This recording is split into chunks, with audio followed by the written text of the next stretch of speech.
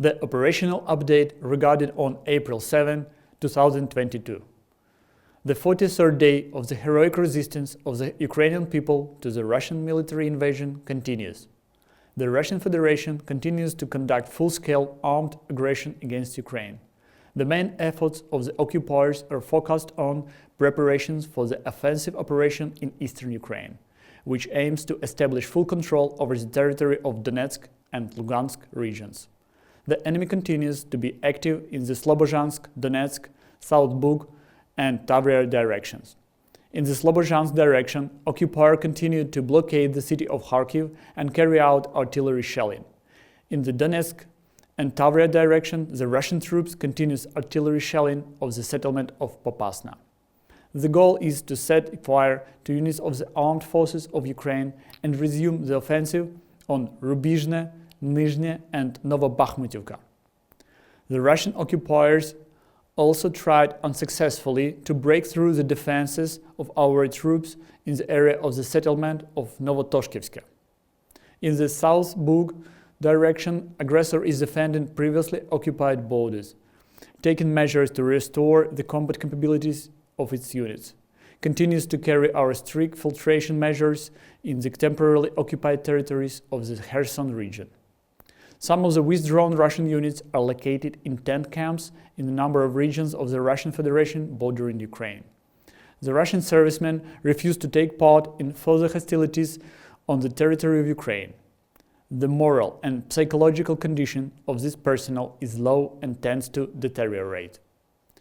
The command of the armed forces of the Russian Federation continues to look for ways to solve the problem of replenishing its units with human resources.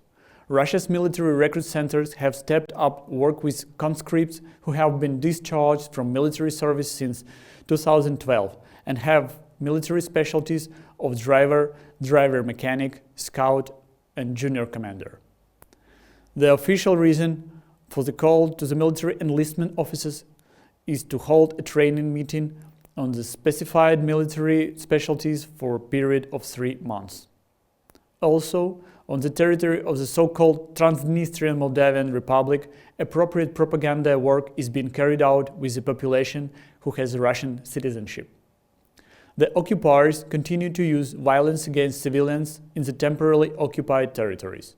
The population of Mariupol is being forcibly deported to the temporarily occupied districts of the Donetsk region.